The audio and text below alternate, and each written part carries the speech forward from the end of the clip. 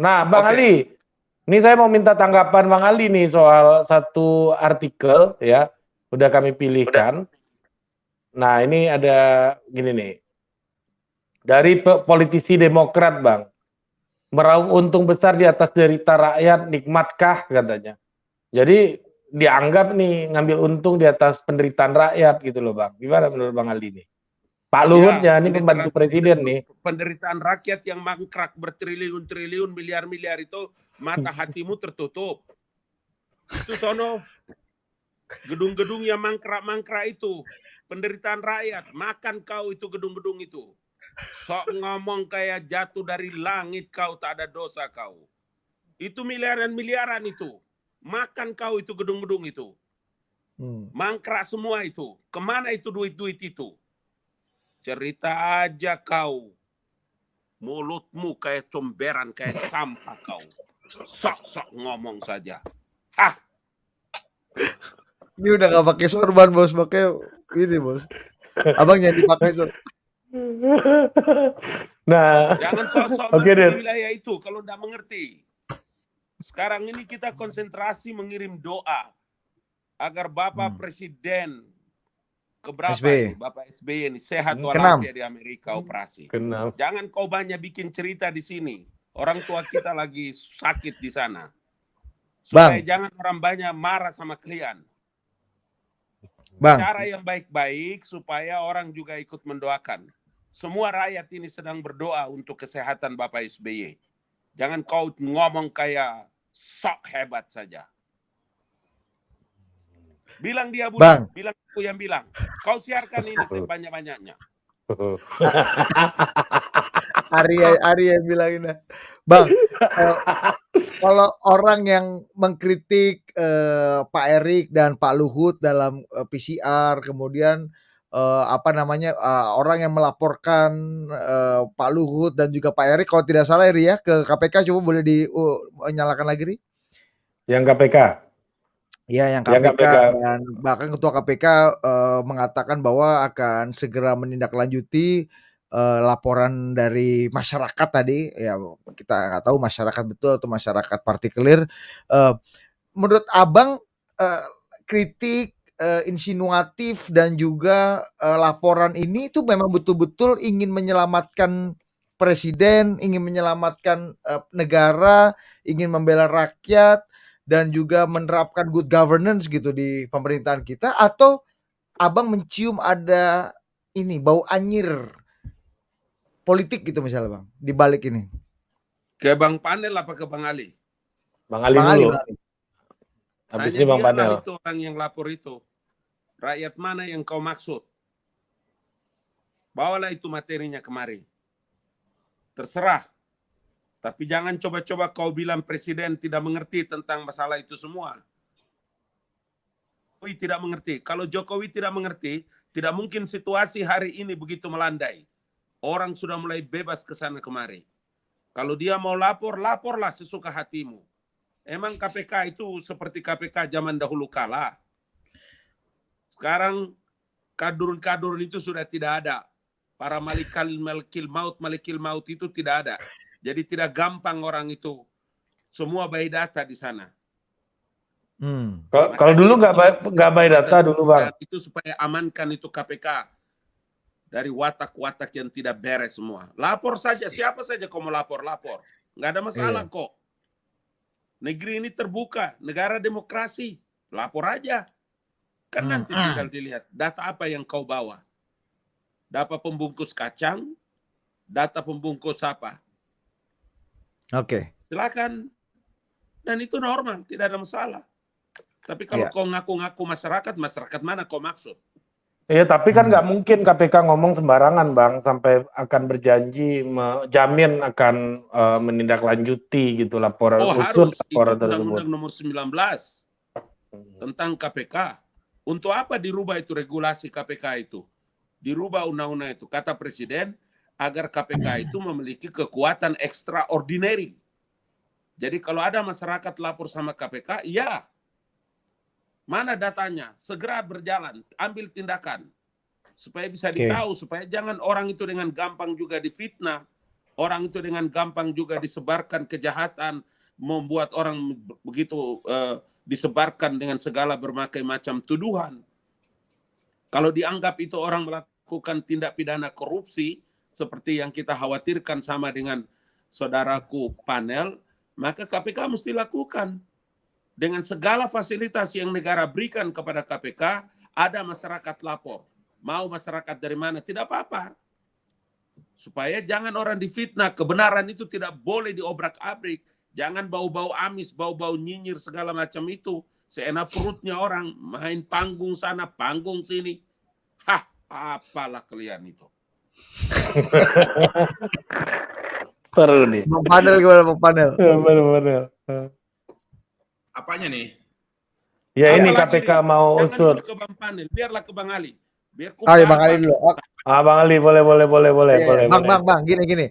Ri, coba Ri, yang gue pengen bacain beberapa pointers ya, pernyataan dari teman-teman relawan yang mungkin Bang Ali harus tanggapi nih. Saya bacakan aja deh ya. Mungkin sambil Ari nanti juga bisa share.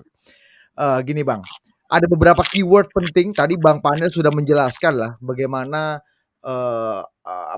visi presiden itu dibajak oleh orang-orang yang ada di dalam pemerintahan. Contohnya ada 2 menteri yang kemarin ditangkap oleh KPK gitu ya Bang Panel ya. Itu bukti dari pembajakan.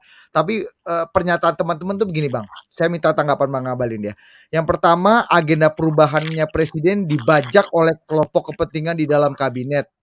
Yang kedua, ada kelompok politik besar berwatak pemburu rente yang ada di sekitar presiden, yang memanipulasi dan membahayakan legasi yang sudah dibangun presiden. Kemudian ada aroma kepentingan bisnis dalam penanganan pandemi yang terlalu besar untuk diabaikan. Kemudian yang berikutnya ada oportunisme politik di dalam pemerintahan yang harus ditertibkan dan dibersihkan. Ini galak sekali Bang dari teman-teman pendukung presiden juga gitu ya. Ada itu oportunisme politik di dalam pemerintahan yang harus ditertibkan dan dibersihkan. Aroma kepentingan bisnis dalam penanganan pandemi terlalu besar untuk diabaikan. Nah, ini kan kondisinya kayaknya dari pernyataan Bang Panel dan rekan-rekan di rekan-rekan relawan ini udah membahayakan nih Bang.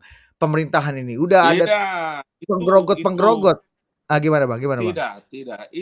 Itu sudah bagus. Itu yang menurut saya cinta mereka kepada seniornya.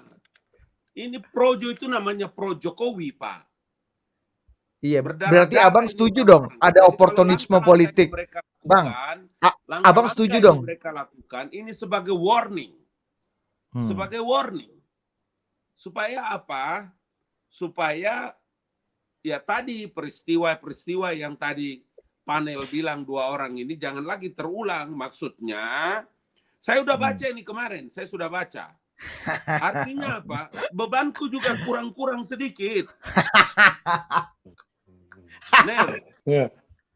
Berarti Abang setuju nih ada oportunisme politik di tubuh pemerintahan Jokowi ini. Iya. Ada pemburu rente di tubuh pemerintahan. Iya, ini banyak gitu. Komprador segala macam ini ya. Rame nih Bang. Begini. Dengar dulu. Tingkat Abang setuju berarti nih. Dengar. Tingkat kekhawatiran dari peristiwa-peristiwa lalu yang sudah terjadi, maka teman-teman itu melakukan ada yang disebut dengan early warning. Ada satu sistem yang mereka buat, early warning system.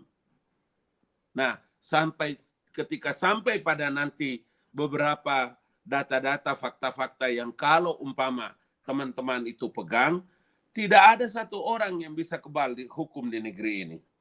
Nah, maka itu tadi saya bilang, begitu kawan-kawan bisa mendapatkan fakta-faktanya, dokumen-dokumennya yang tidak diragukan dengan kebenaran yang disampaikan oleh kawan-kawan, monggo.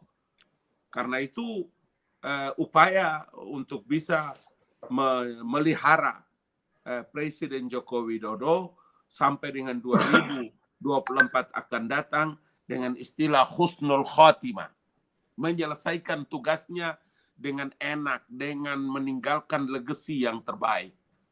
Kenapa begitu? Ya, tadi Projo juga mengkhawatirkan terhadap kemungkinan. Karena bukan tidak beralasan. Tadi dua hal yang disampaikan itu. Kan panel bilang begitu. Iya. Jadi Bahwa ini kalau early ada warning ya beberapa Bang ya? pilihan-pilihan kata yang terkait straight to the point, langsung tekan, tembak di tempat, harus dia pakai data supaya grade-nya Projo itu juga naik ini barang, karena Projo tidak hanya asal ngerocos tapi harus dia by data itu loh. Iya. Jadi Abang menilai apa tuduhan atau tudingan ada oportunisme politik, pemburu rente, pembajak itu Pakai early data. warning ya Bang? Pakai data. Ada satu by data, dan yang kedua ini cara Projo dalam membuat early warning system. Kenapa itu harus terjadi? Karena tadi kasus-kasus yang sudah kita lewati, yang tadi Bang Panel, gimana Bang Panel? Ya, makanya dalam sikap yang disampaikan itu, statement itu, kita bilang, Bapak Presiden, ini situasi sedang very pericoloso. Situasi zaman sedang bahaya. Itu kalau dalam tafsir Bang Ngabalin tadi, early warning. Dan itu harus kita sampaikan. Semangatnya pasti sama. Semangatnya cuma satu, karena kecintaan kita terhadap Presiden Jokowi satu. Yang kedua, itu harus kita lakukan sebagai teman perjuangan Presiden sejak masuk ke Jakarta. Dan kita punya tanggung jawab. Ya, kita punya tanggung jawab moral dan politik. Ya, supaya pemerintahan Jokowi ini sukses. Supaya pemerintahan Jokowi ini bisa mewujudkan visi Indonesia maju. Kita nggak mau pembantu-pembantu presiden belok kiri, belok kanan. Kita pengen pembantu presiden ini bekerja sesuai dengan visi presiden. Jangan bekerja dengan kepalanya masing-masing. Jangan bekerja dengan interest yang warna-warni. Semua kontraknya adalah visi Indonesia maju. Dan kejadian di masa lalu itu satu bukti bahwa kontrol harus tetap kita lakukan. Penangkapan 2 menteri di masa lalu itu, bahkan urusan bansos ya yang terkait juga dengan pandemi. Kalau dalam istilahnya Bang Ngabalin tadi, bau amis ya.